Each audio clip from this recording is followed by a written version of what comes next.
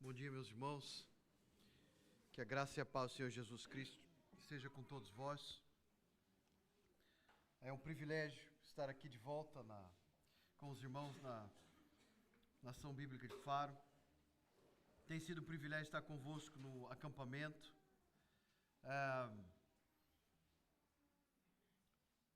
Eu entendo o motivo pelo qual o Joel pediu para eu falar 2 vezes durante o dia, porque como nós pediríamos de vocês que os irmãos se aplicassem cada vez mais no estudo da palavra se nós estivéssemos fazendo o mesmo. E nós precisamos trabalhar juntos para isso, é um privilégio. Falar de manhã, à noite, e se pedisse eu falava à tarde também. É cansativo, sem dúvida nenhuma, mas é extremamente prazeroso, uma grande alegria compartilhar a palavra do Senhor e um privilégio acima de tudo. Então é uma bênção estar com os irmãos mais uma vez. Só uma palavra, pastor para pastor aqui, nosso colega, trabalhando para que o seu rebanho seja alimentado. Algumas semanas atrás nós estávamos com o pastor Swanson, que veio dos Estados Unidos, e ele trouxe para nós uma estatística que é um tanto interessante. 90% das crianças que crescem no culto não saem da igreja. Lá nos Estados Unidos. Na igreja dele, o número chegou, depois de 40 anos aplicando isso, a 97%. 3% tinha que ser apóstata mesmo, né? Realmente não tem jeito, né? Mas o fato é que na história da igreja é muito moderna a ideia de tirarem os nossos filhos do culto. Isso nunca aconteceu. E nós passamos e acreditamos nisso e começamos a fazer isso. E os nossos irmãos americanos estão vendo a consequência disso ainda lá nos Estados Unidos. A ideia pedagógica moderna, ela é influenciada por pressuposições que são completamente antibíblicas. E a Igreja de Cristo foi chamada a ser completamente diferente. Portanto, meus queridos irmãos, continuem em força, que o Senhor continue abençoando os irmãos. Nós também temos essa prática lá na igreja. E digamos de passagem, uma igreja sem barulho de criança é uma igreja triste, não é não? Parece que quando eu estou pregando no osso para criança eu fico preocupado, alguma coisa está acontecendo, né? Tem que ver se está respirando. É uma bênção. E nós podemos, no meio disso tudo, crescer juntos, com os nossos filhos do nosso lado, para a glória de Deus. Isso é uma grande bênção. Irmãos, vamos abrir as nossas Bíblias em Apocalipse, capítulo 14. Os irmãos perceberão que eu continuarei a exposição de ontem, é óbvio. Quem não esteve lá não vai se sentir deixado para trás, pois eu vou focar na exposição dos últimos versículos que li ontem. E pela graça de Deus, mostrando o contexto, todos nós teremos e seremos alimentados pela palavra de Deus nesta manhã. Apocalipse, capítulo 14, nós leremos de 1 a 5. E pela graça de Deus, vamos ouvir a sua voz.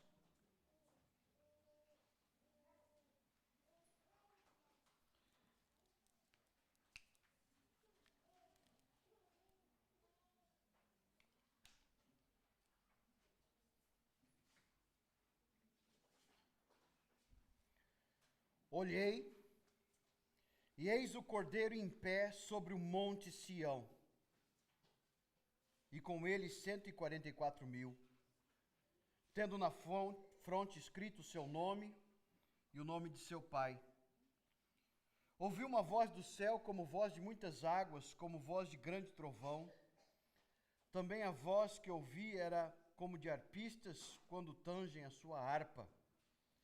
Entoava um novo cântico diante do trono, diante dos 4 seres viventes e dos anciãos, e ninguém pôde aprender o cântico senão os 144.000 que foram comprados da terra.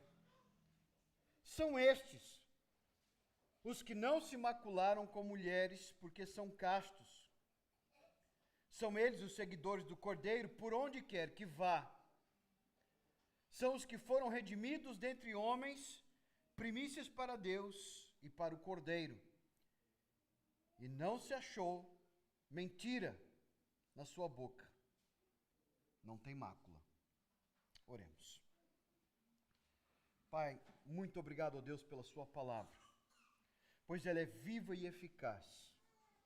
é uma espada que nos corta, ó Deus, e separa o nosso espírito, o nosso coração, a nossa mente, desnuda para nós as vergonhas que carregamos e nos dá, pela graça de Deus, o privilégio de constantemente nos arrependermos, nos examinarmos, prepararmos-nos constantemente para a volta de Jesus, recebendo os meios de graça que Ele decretou, segundo o querer, do beneplácito da sua vontade, para o alimentar, o prover, o preservar do seu povo. Fala conosco nessa manhã mais uma vez. Em nome de Jesus nós oramos. Amém. Ontem nós fizemos uma exposição lá no acampamento do capítulo 14.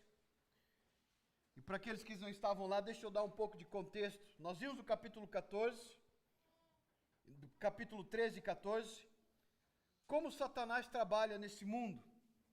Como ele trabalha, de alguma forma, lutando contra a igreja de maneira física, concreta, política, militar, e de outra forma, de uma maneira enganosa. O texto nos diz que a besta que sai da terra, ela tem aparência de cordeiro, mas ela fala como dragão. Ou seja, ela engana. E o texto fala isso várias vezes. Ela engana, ela engana, ela engana essa besta. E nós chegamos no capítulo 14. João continua essa visão. E ele diz: olhei e eis o cordeiro em pé sobre o monte Sião. Por que João fala sobre a ação de Satanás e imediatamente faz os nossos olhos voltarem para Cristo? É isso que eu quero, pela graça de Deus, não somente pregar, mas trazer para os irmãos, que os nossos corações e mentes sejam captados, cativados, mantidos, pelo fato de que mesmo quando Satanás se levanta, e ele se levanta nesse mundo, nós temos que ter os nossos olhos postos em Cristo. É evidente para nós, ao olharmos essa comparação que João faz entre aqueles que habitam na terra e aqueles que pertencem ao Cordeiro constantemente, lembramos-nos do propósito pelo qual ele escreveu o livro. Bem-aventurado aquele que lê e guarda as palavras deste livro.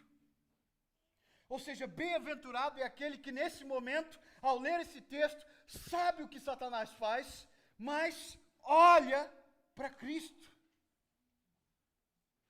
João recebe a revelação que ele pode ver e olhar, e ele transmite para nós, porque essa informação, que é complexa, ela é perplexa ao mesmo tempo, há uma perspicuidade, ou seja, ela também é clara, para que nós possamos recebê-la, e receber de todo o coração. Hoje, eu quero vos desafiar a entender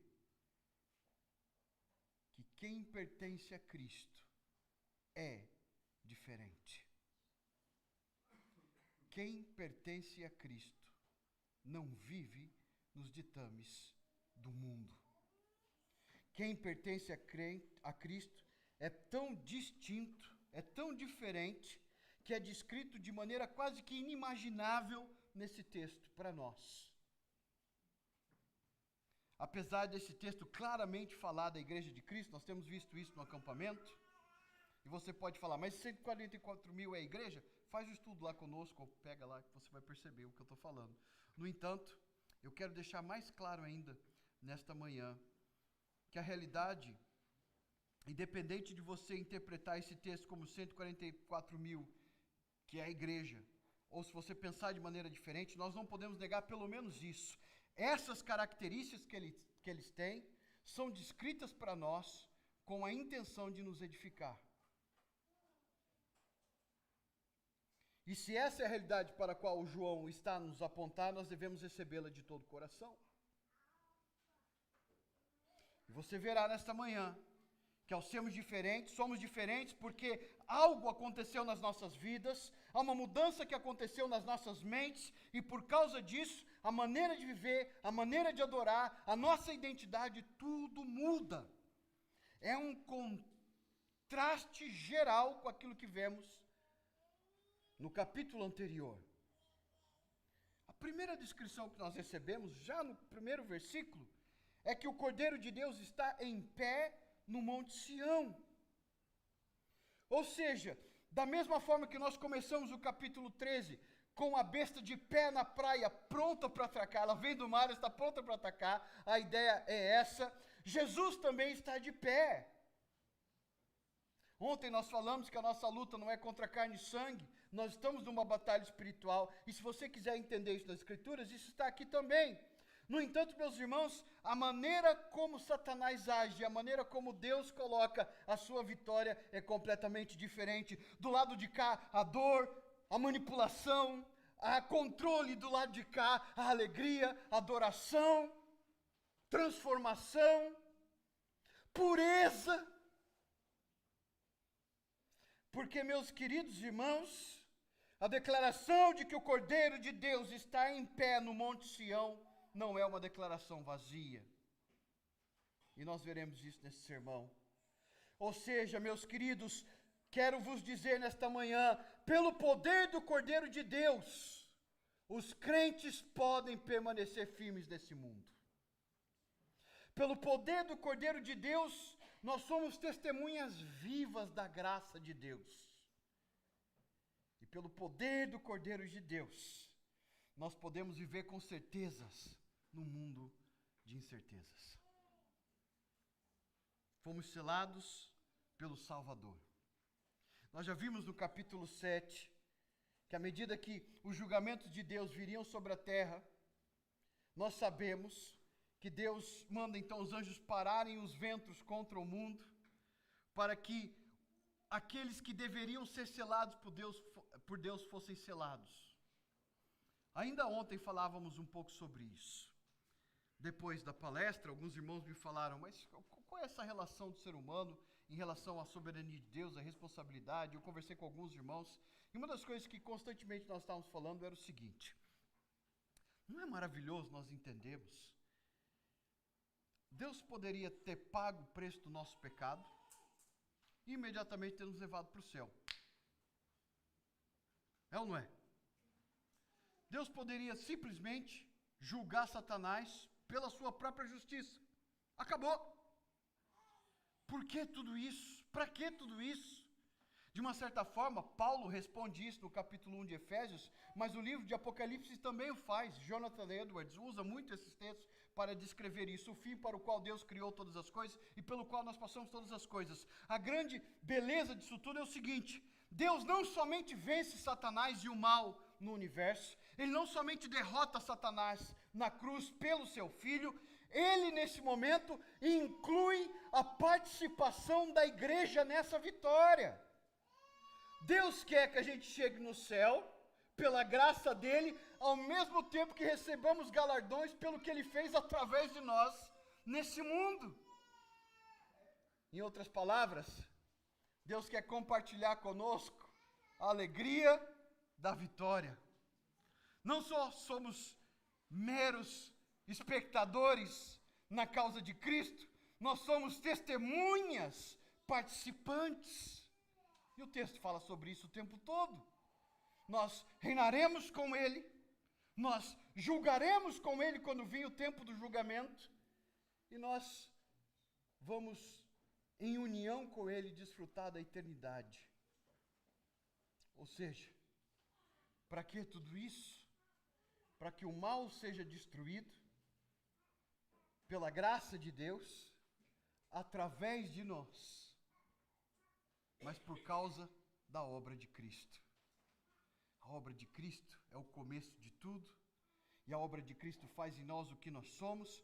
Para Deus, então, nesse mundo, nós que aos olhos dos homens somos fracos, aos olhos dos homens não somos as melhores opções e decisões. Geralmente o mundo vai olhar para a igreja como o povo que está fora do âmbito de manipulação, ou fora do sistema que o mundo cria. Jesus já nos avisou, o mundo jaz no maligno. E quando ele fala mundo, não é criação, porque Deus criou o mundo e o mundo é bom. O mundo, nesse caso, cosmos, quer dizer sistema. A maneira, os protocolos, a cultura do ser humano é marcada pelo pecado e controlada por Satanás. É por isso que no capítulo 13, o texto descreve o povo de Deus como pessoas que têm a sua fronte selada ou marcada. Por quê? Por quê? É um chip? Porque a mão delas também está marcada. Por quê? O que quer dizer isso? Da mesma forma que o tempo todo nós ouvimos a metáfora dizendo que a mão do Senhor salvou no Velho Testamento, e vemos também no livro de Apocalipse, a ação de Deus, o que João quer dizer com isso no capítulo 13?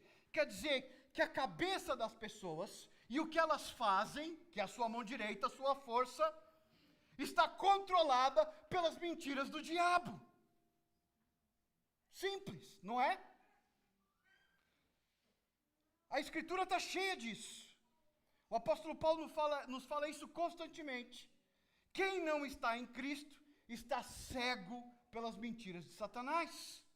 A maneira como eles pensam, o que eles fazem nesse mundo é controlado por Satanás. Ora, a proposta do nosso acampamento e desse tempo todo é mostrar que o Cristo que nós cremos é inimaginável. Se nós fôssemos criar uma religião, ela seria um pouco mais fácil de aceitar. Seria um Cristo mais palatável. Olha, se nós tivéssemos que inventar uma religião, a última coisa que nós inventaríamos seria a Trindade. Que ela não cabe nem na nossa cabeça. E a maneira como nós estamos vendo no Apocalipse, se alguém quisesse inventar uma história como essa, ele não só teria que ser criativo, ele teria que estar falando contra ele mesmo, porque ele está criando coisas que são inimagináveis. Nós crescemos num mundo que nós aprendemos a amar, estamos num sistema que nós aprendemos a amar, mas o nosso coração também é inclinado ao pecado e de repente nós somos constatados com a verdade de que tudo aquilo que aprendemos, tudo aquilo que vivemos, tudo aquilo que nós aprendemos a amar, agora nós temos que deixar para seguir Cristo. Chega um momento da nossa vida em que a escolha do caminho tem que ser clara e certa. Não há meio termos. Como eu disse ontem, vou repetir hoje.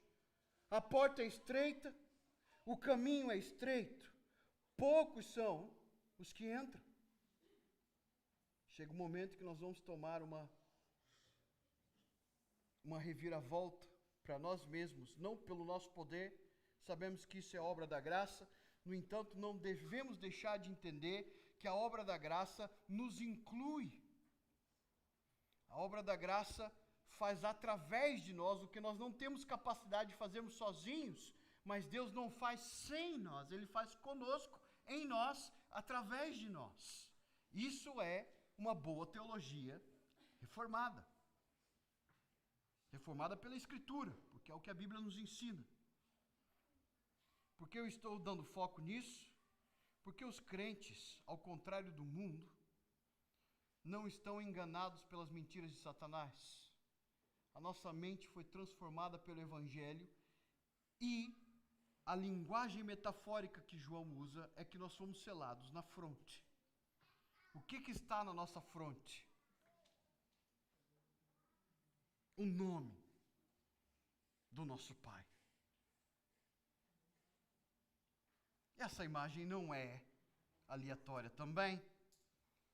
Se nós olharmos para o Velho Testamento, até o sacerdote no Velho Testamento tinha que ter na sua mitra, pertence ao Yahweh, pertence ao Senhor. João está usando uma linguagem sacerdotal. Nós fomos selados, e você sabe, você já viu isso, você já leu isso. O apóstolo Paulo usa essa linguagem para falar sobre a presença do Espírito na vida da igreja. Nós fomos selados pelo Espírito Santo. E por sermos selados pelo Espírito Santo, o pensamento que domina a nossa cabeça é o pensamento de Deus. do nosso Pai, a quem nós pertencemos. Nós somos filhos de Deus. É difícil olharmos para esse texto e pensarmos, agora que entendemos esses detalhes, porque aprendemos a usar teologia bíblica, aprendemos a usar contexto bíblico, contexto literário. É difícil a gente olhar para esse texto agora e falar, não, é um grupo pequeno de 144 mil pessoas, provavelmente são pessoas mais espirituais que nós. Porque eles são descritos como os filhos do Pai. Para você não se ver nesse grupo, você tem que dizer, eu não sou filho do Pai. Ou pelo menos eu tenho que estar no outro grupo, onde todos os habitantes da terra estão, porque todos eles são enganados por Satanás. E nesse ponto, meus irmãos, todas as posições escatológicas chegam a um senso comum aqui, tá? Seja que lado você esteja, milenista, pós-milenista, pré-milenista, todo mundo chega no senso comum. Nesse texto. Ou você é controlado por Satanás, ou na sua cabeça está a palavra de Deus, o Evangelho, porque você pertence a Cristo, e por causa disso, você é filho de Deus. Os crentes são marcados como propriedade de Deus. Os crentes são separados para serem santos a Deus. Essa linguagem é de Levíticos. E agora aparece mais uma vez aqui no final da Bíblia. Lembra que eu disse que Apocalipse tinha essa função dentro do cânon? E João, inspirado, fez isso? Fechar alguns pontos que foram abertos durante a história da redenção, que agora encontram seu lugar aqui. Mais uma vez nós somos lembrados que aquelas promessas que Deus fez no Monte Sinai vão ser completamente aplicadas ao povo de Deus aqui. Eu vou mostrar isso para vocês no contexto também. A nossa identidade em Cristo não somente traz para nós a realidade de sermos a pertença de Deus, não somente nos mostra a realidade de sermos santos ao Senhor, também nos mostra a realidade da segurança e da coragem a enfrentar as adversidades que virão, porque agora pertencemos a Deus. O mundo pode nos impedir de comprar e de vender, pode nos perseguir, e como já vimos no texto, até alguns de nós vão perder a vida por causa do testemunho de Cristo. A gente viu isso no capítulo 7. O número dos mártires tem que se completar. No entanto,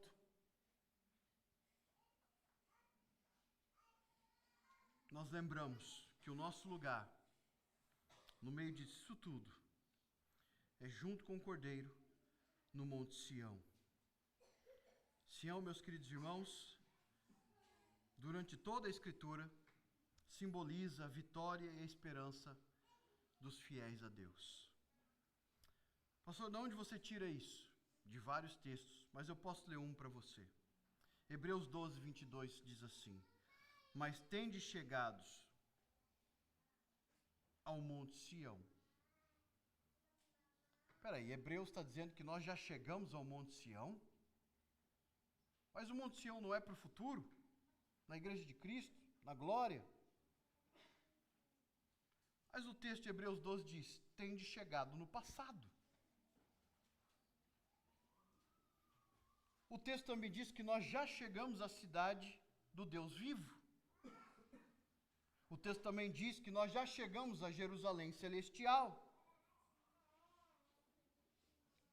Que nós já chegamos às hostes de anjos e à universal assembleia.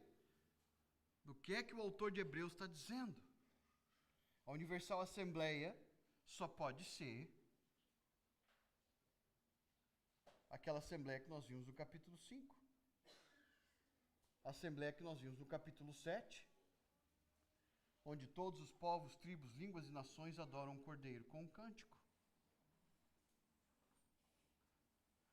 O Monte Sião simboliza o fato de que mesmo diante desse mundo, mesmo com Satanás de pé na areia da praia, mesmo no caos do mar ou na tranquilidade da terra com as suas mentiras, a igreja continua sendo o Monte Sião. A igreja continua sendo um lugar de seguro, onde há esperança, onde há verdadeira adoração, onde o povo de Deus declara as maravilhas daquele que nos chamou das trevas para a sua maravilhosa luz.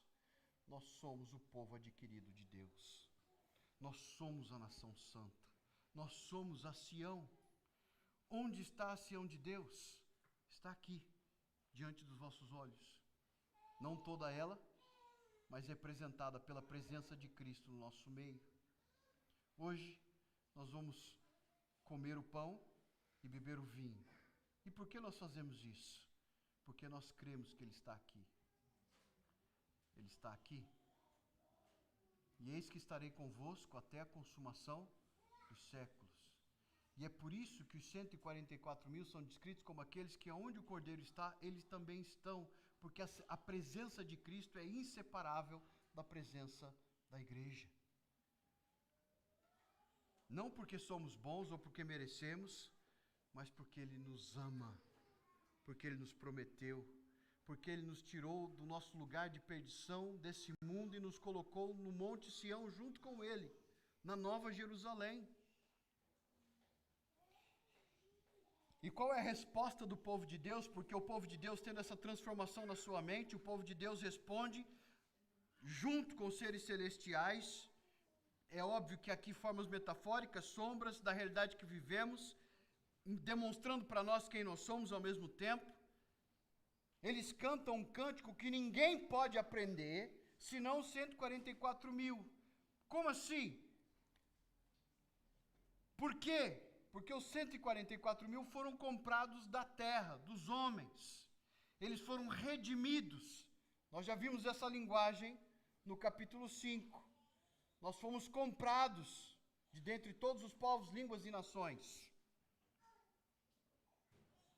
Eles só podem cantar um novo cântico, porque esse novo cântico só pode se aprender se você foi comprado por Cristo. Em outras palavras, esse louvor que a igreja canta só pode ser cantado por pessoas que foram lavadas, redimidas, justificadas pelo sacrifício de Cristo na cruz do Calvário.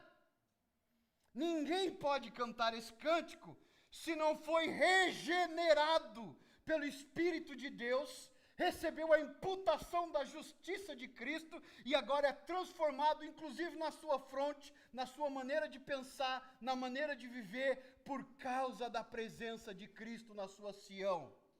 Em outras palavras, apesar de nós sermos salvos individualmente, nós somos salvos para dentro da Sião.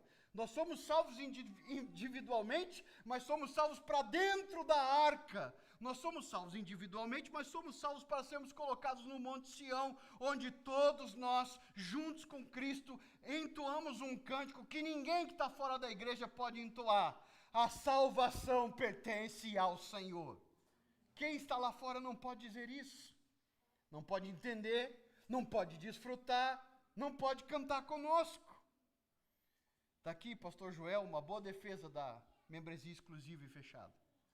O fato é, só pode participar quem é de Deus. Eles cantam um cântico no trono de Deus. Eles fazem isso no começo do livro. Eles fazem isso várias vezes, mas aqui eu gostaria de mostrar para vocês, mais uma vez, que o contexto nos mostra que cântico é esse. Abre a tua Bíblia no capítulo 15 e você vai ler junto comigo. Eu vou ler agora para você entender do que se trata. O conteúdo, não estou dizendo que é exatamente isso, mas João está mostrando para nós que há um conteúdo e uma ligação. O versículo 3, você que aprendeu conosco lá no seminário, lá no retiro, no capítulo 15, versículo 3, agora, o que eu estou fazendo agora, irmãos? Quem está lá estudando com a gente? O que eu estou fazendo agora?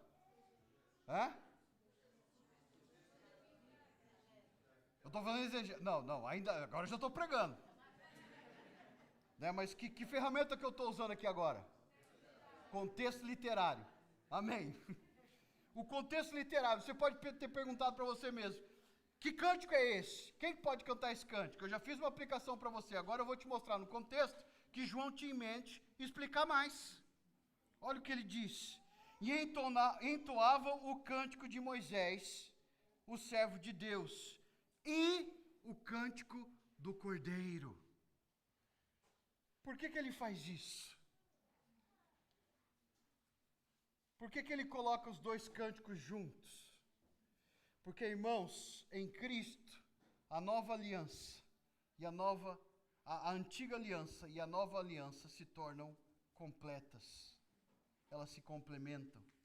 A mensagem de salvação de Gênesis e Apocalipse é Cristo. O povo do Velho Testamento é salvo por crer no Messias, pela fé em Deus. E o povo do Novo Testamento é salvo por ter recebido o Messias pela fé em Deus. Hoje, juntos, Israel e todos os gentios são o Monte Sião. E o cântico que está na boca deles não é: olha Deus, nós estamos passando muitas dificuldades e o mundo está difícil, o caminho não é fácil. Olha a declaração do povo de Deus: grandes e admiráveis são as tuas obras. Senhor Deus Todo-Poderoso, justos e verdadeiros são os teus caminhos. Ah, meus irmãos, hoje o nosso coração é difícil, sem dúvida nenhuma, seguir a Cristo. Há coisas que nós temos que abdicar, há coisas que nós devemos abraçar e receber até a alegria disso tudo nesse mundo. Mas uma coisa que vai ficar muito clara para nós, para todos nós na eternidade, é que em todos esses caminhos, em tudo que aconteceu na nossa vida, tudo que Deus fez através da igreja, tudo que Deus faz é santo, é perfeito, é literalmente admirável e tudo é verdadeiro. Nada do que Deus faz é falso, é falsificado, não é genuíno. O que Deus faz é verdadeiro, porque a verdade é a boca de Deus. Ó Rei das nações, quem não te temerá? É uma pergunta retórica, sem dúvida nenhuma, porque nós acabamos de ver no capítulo 13 que as pessoas vivem com medo do sistema desse mundo. E é óbvio que isso também chega nos nossos corações, nós também temos medo de sermos perseguidos, nós também temos as nossas ansiedades, mas pela graça de Deus não é isso que domina o nosso coração, porque senão nós não seríamos crentes. Pela graça de Deus não é isso que vai determinar os nossos passos nesse mundo. Não é a nossa boa vontade, nem a nossa força de vontade, mas é o Evangelho que pelo poder da graça de Deus transforma os nossos corações a ponto de cantarmos: tudo que Deus faz é bom, tudo que Deus faz é justo, tudo que Deus faz é admirável, tudo que Deus faz é verdadeiro. E quem não deve temer o nome do Senhor, quem não glorificará o teu nome? É uma pergunta retórica, porque para nós que conhecemos a Cristo, é uma redundância olharmos para a cegueira. É difícil para nós entendermos como as pessoas conseguem viver nesse mundo sem fé.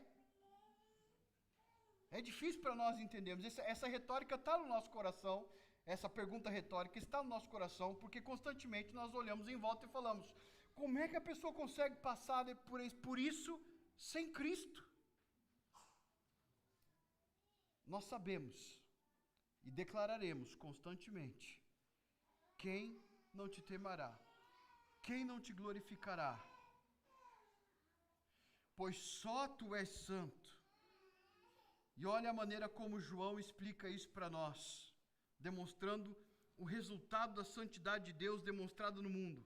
Por isso, porque Deus é santo, por isso todas as nações virão e adorarão diante de ti. Não é à toa que ele fala que Jesus está de pé no Monte Sião, junto com os seus 144 mil, aonde ele for eles irão com ele. E no capítulo 15 ele diz: todos virão e adorarão a ti.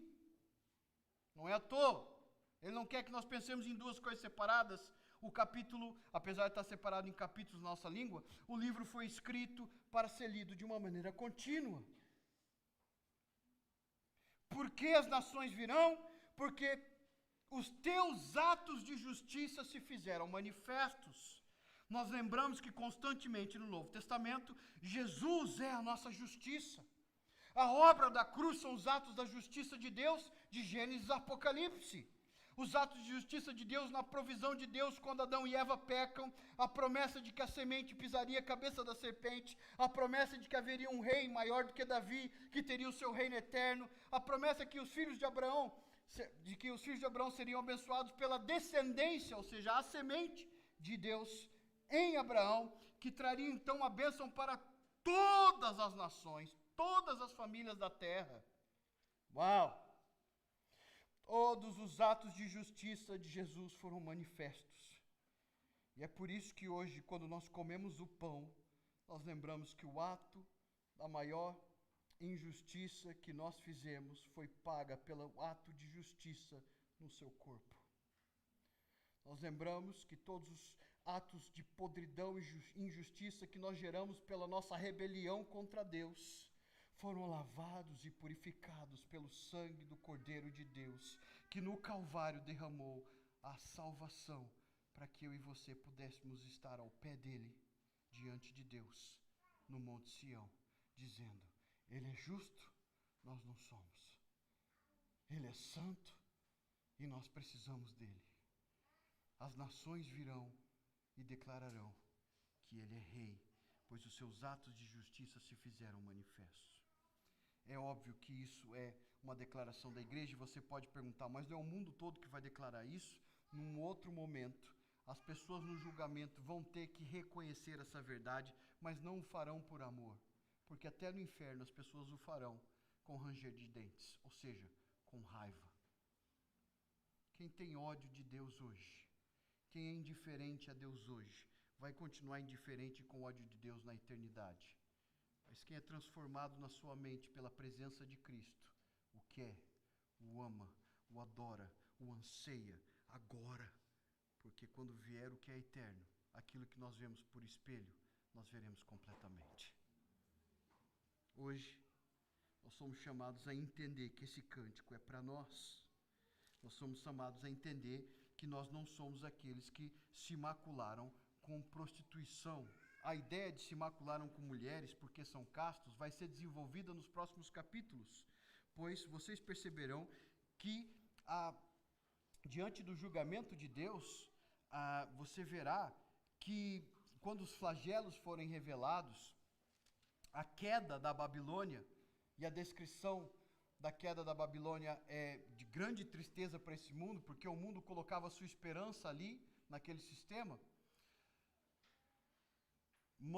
Isso nos mostra que a igreja não está envolvida com a prostituição e a idolatria desse mundo. É óbvio que o texto está usando uma linguagem de castidade, uma linguagem de pureza no original, uma linguagem de que eles não se envolveram com isso. Se nós vemos essa linguagem mesmo já no começo de Apocalipse, essa mesma linguagem é usada porque algumas pessoas se deitaram com Jezabel. É óbvio que o texto está falando sobre impureza sexual e outras coisas, mas a linguagem metafórica não é excluída, porque nós vemos isso no Velho Testamento. Quando Israel adorava outros deuses, Israel era chamada de uma nação que se prostituía, uma nação que se deitava com povos. Essa linguagem está no Velho Testamento. E João usa novamente aqui. A igreja não é uma igreja pura e imaculada,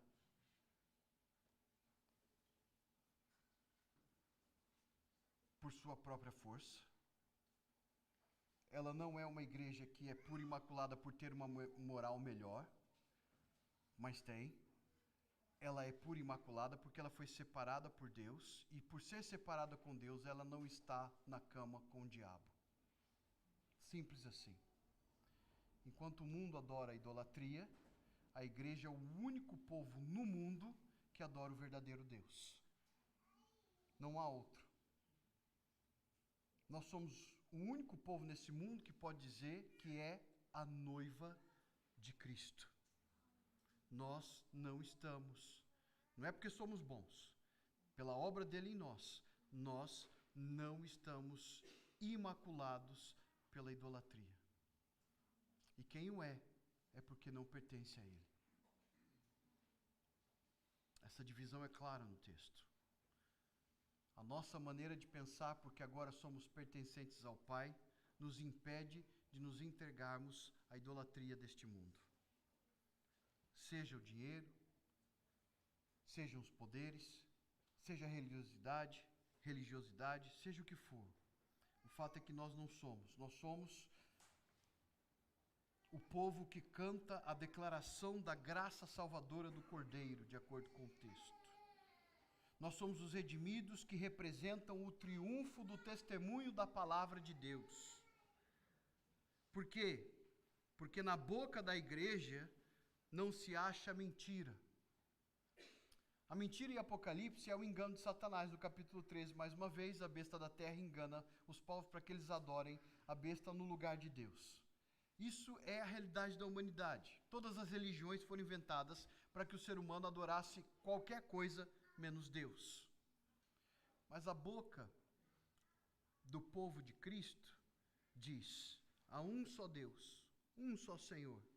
Só devemos adorar ao nosso Deus trino, Pai, Filho e Espírito Santo. Essa é a verdade. Quando se diz que nós não tem mácula na nossa boca, não quer dizer que nós somos perfeitos e nenhum crente fala mentira em nenhum momento. Nós somos pecadores ainda.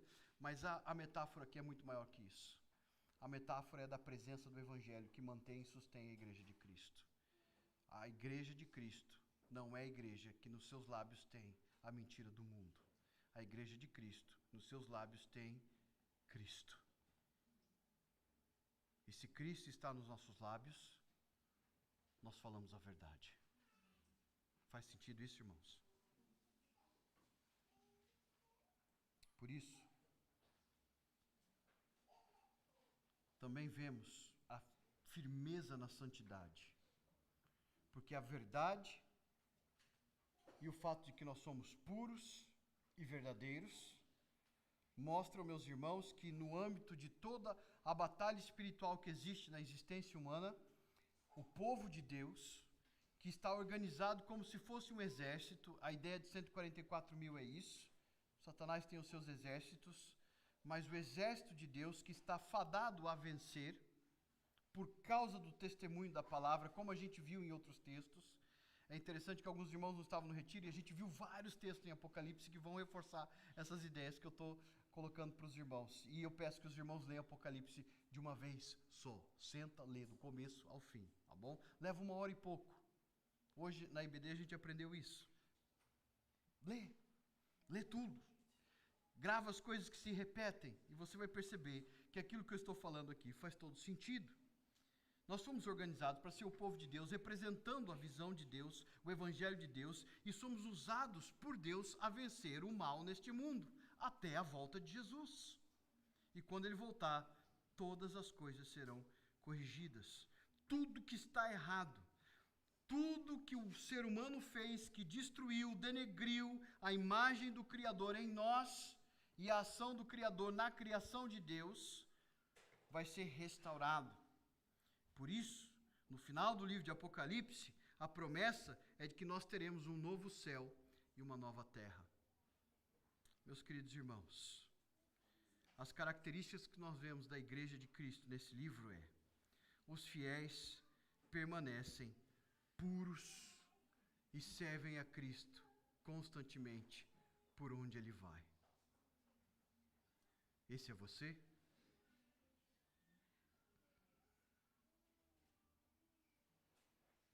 Os fiéis permanecem puros, dedicados, louvadores, adoradores das verdades do Evangelho, por onde Cristo nos guiar. No mundo de tentações, nós somos chamados a um compromisso, meus queridos irmãos, inabalável pela transformação que o Evangelho trouxe para as nossas mentes. Não vos conformeis com este mundo, mas transformai-vos pela renovação da vossa mente. Que renovação é essa? Versículo 1 do capítulo 12, o apóstolo Paulo nos diz: rogo-vos, pois, pelas misericórdias de Deus, que apresentei os vossos corpos como sacrifício vivo, santo e agradável, linguagem sacerdotal, a qual João está usando aqui também. A santidade, meus irmãos, é tanto um testemunho como uma força, uma fonte de força na batalha espiritual. Aquilo que o pastor Joel estava dizendo, eu confundi Joel com João agora, né? Estava falando tanto do apóstolo João, mas aquilo que o pastor Joel disse hoje de manhã,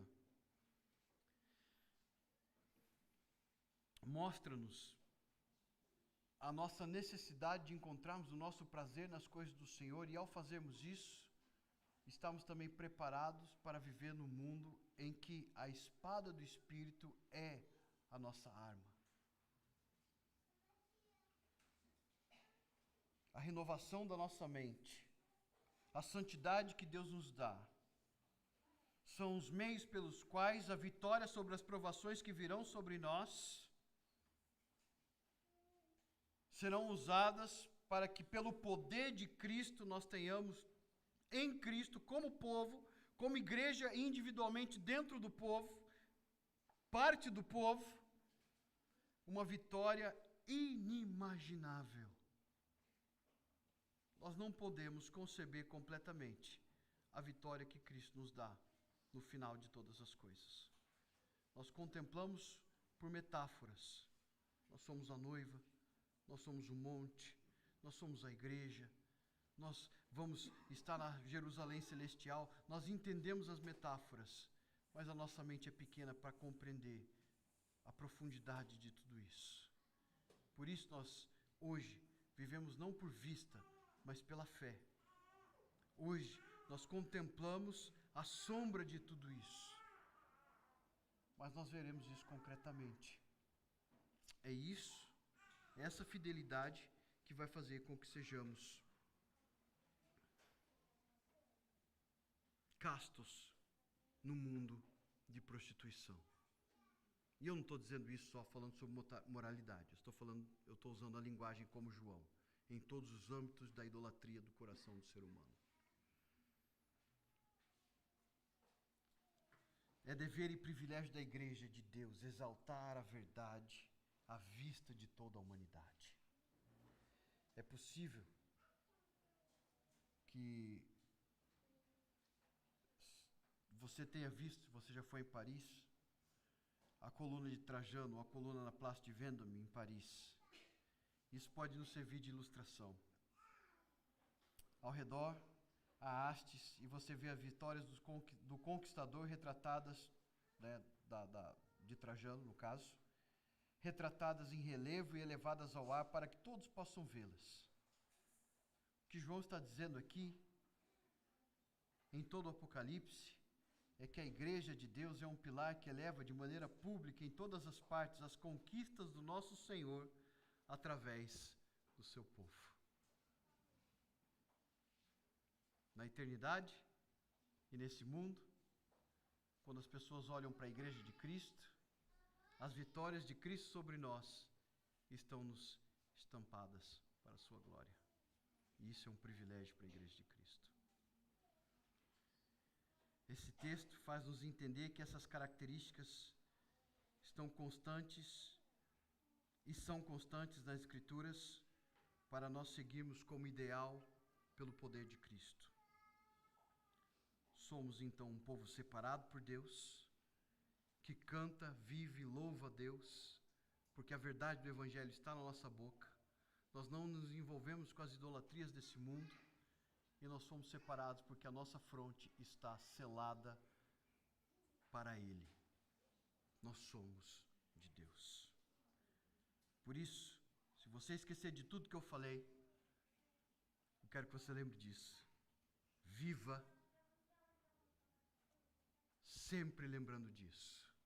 Você foi selado por Deus. Você pertence a Deus. Porque Cristo morreu por você. E salvou uma igreja com você dentro dela. Porque todos nós somos selados. Todos nós aqui na nossa testa, espiritualmente, temos esse dizer: pertence ao Senhor. Nós vivemos e morremos assim, e a eternidade será marcada desta forma também. E que Deus nos abençoe.